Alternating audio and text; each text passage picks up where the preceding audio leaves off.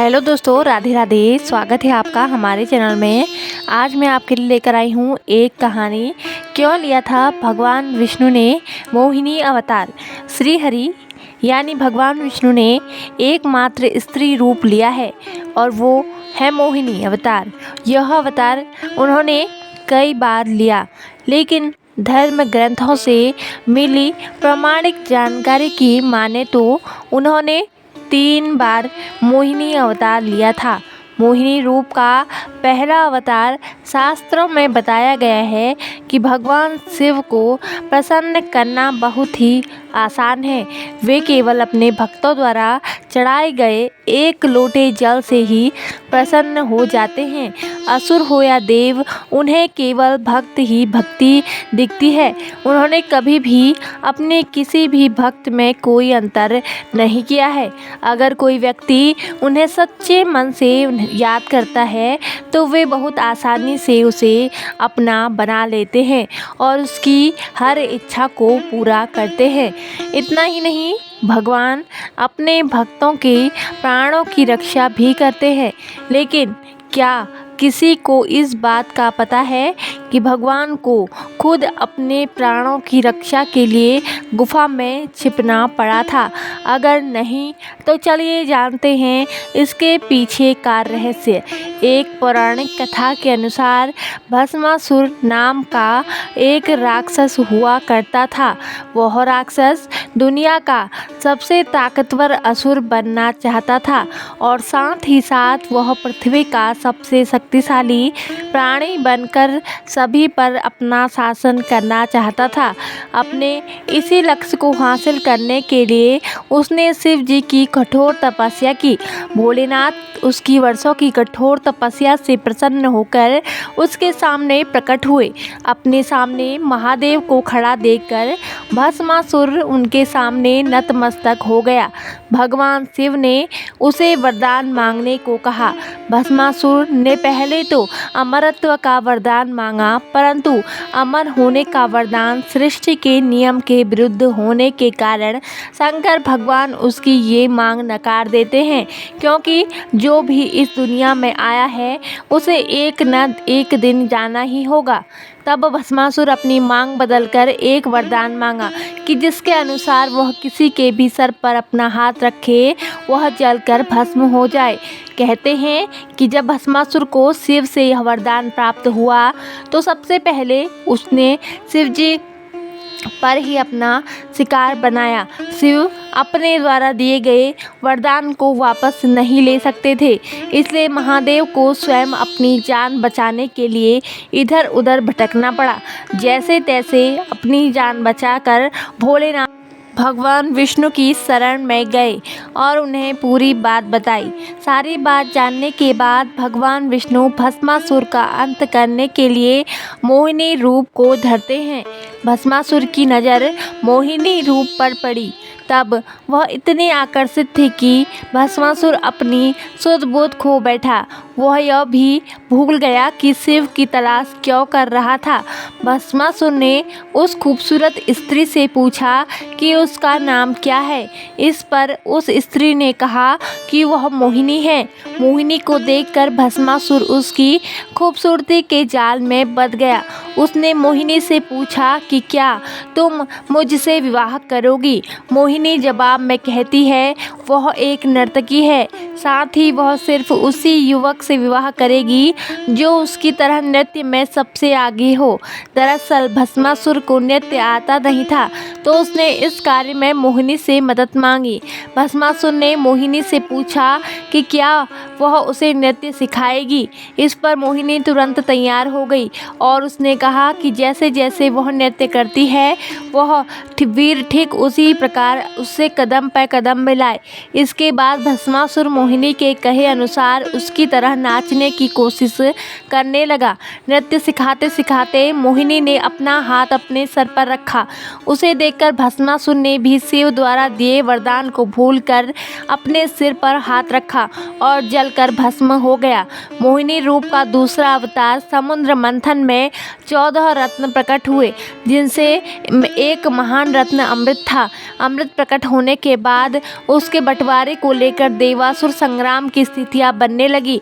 यह देखकर भगवान विष्णु ने मोहिनी अवतार धारण कर दैत्यों को अमर होने से रोका।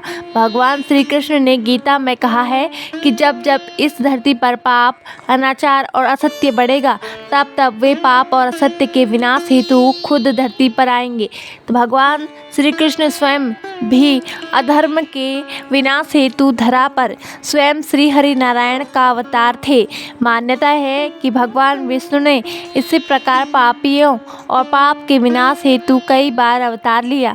उन्होंने कभी परशुराम बनकर अत्याचारी राजाओं का वध किया, तो कभी बराह बन धरती को बचाया। इन सभी अवतारों की कड़ी में एक अवतार की कथा ऐसी भी है जब उन्हें धर्म के रक्षण हेतु नारी का अवतार लेना पड़ता है। आइए आज जानते हैं वो रोचक कथा जब भगवान विष्णु ने धर्म की रक्षा हेतु मोहिनी का रूप धारण किया और जग में धर्म की रक्षा की। विष्णु महापुराण के अनुसार समुद्र मंथन चल रहा था। एक बार देवताओं और दैत्यों ने मिलकर सागर को मथने का निर्णय लिया। मंथन हेतु स्वयं श्री नारायण के कूर्मावतार की पीठ पर मदिरांचल पर्वत विराजमान था। वहीं शेष नाग को मथने के लिए रस्सी के रूप में प्रयोग किया जा रहा था। एक तरफ जहां नाग की पूंछ को खींचकर देवता अपना योगदान दे रहे थे, वहीं दूसरी ओर नाग के शीश की ओर राक्षस मंथन में अपना योगदान दे रहे थे। समुद्र मंथन के दौरान बहुत से रत्न सागर के गर्भ से प्रकट हो रहे थे। मंथन में एक एक कर कालकूट, विष, ऐरावत, कामधेनु, उच्चैश्रवा, घोड़ा, कौस्तुभ एवं पद्मरागमणि, कल्पवृक्ष, रंभा नामक अप्सरा, महालक्ष्मी, वारुणी, मदिरा, चंद्रमा, सारंग, धनुष, पांचजन्य, शंख आदि प्रकट हुए। अंत में जिस हेतु राक्षस और देवताओं ने यह मंथन किया था, ऐसा दिव्य अमृत हाथों में लिए हुए विष्णु जी के अवतार धन्वंतरी जी प्रकट हुए। जैसे ही समुद्र मंथन में अमृत प्रकट हुआ, तुरंत देवताओं और दैत्यों में उसे प्राप्त करने की होड़ मचने लगी।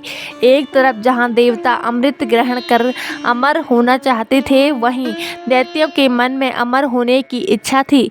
इस कारण से देवताओं और दैत्यों के बीच युद्ध की स्थितियां उत्पन्न होने लगी। कभी देवता कलश लेकर भागते तो कभी दैत्य। यह सब होता देख विष्णु जी को चिंता हुई।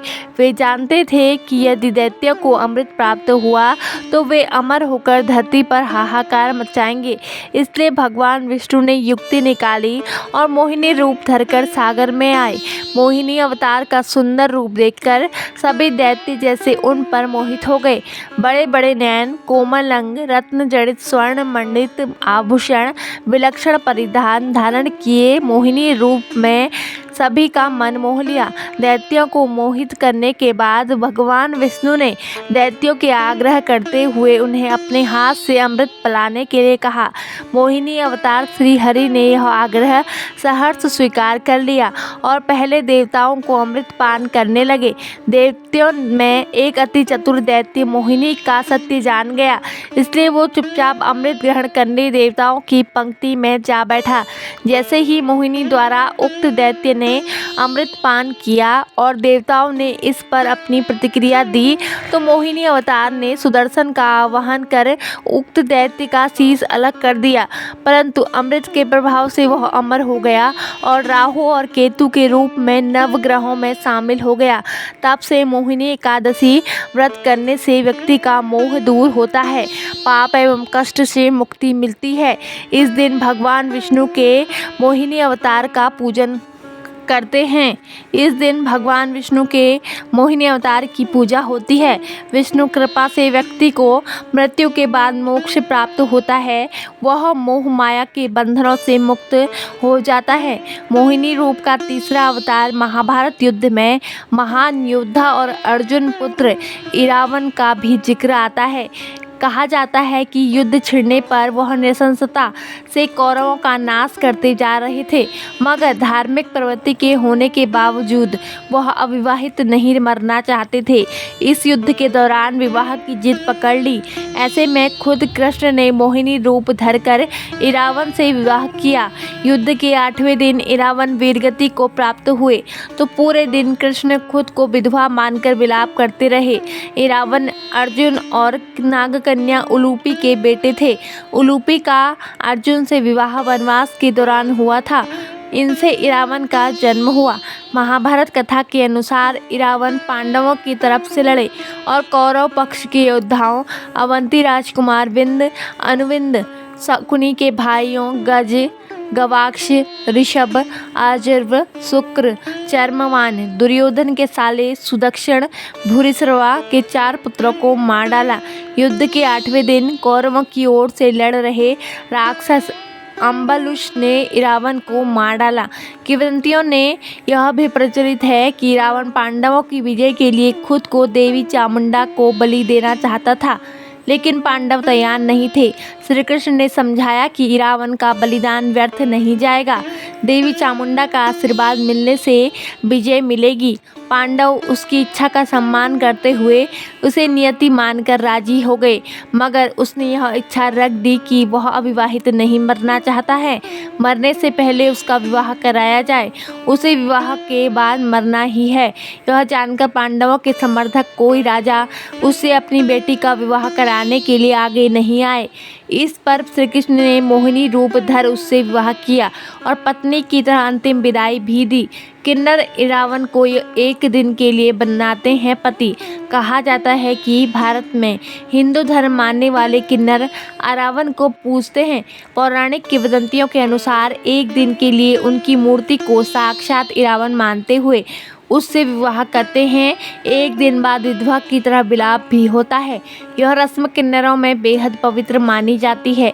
जय श्री कृष्णा। दोस्तों, आपको यह कहानी कैसी लगी कृपया कमेंट करके ज़रूर बताएं और वीडियो अगर आपको पसंद आई हो तो लाइक ज़रूर करें और हमारे चैनल में ऐसी ही आध्यात्मिक और ज्ञानवर्धक कहानियाँ लगातार सुनने के लिए हमारे चैनल को सब्सक्राइब ज़रूर करें। धन्यवाद। जय माता दी।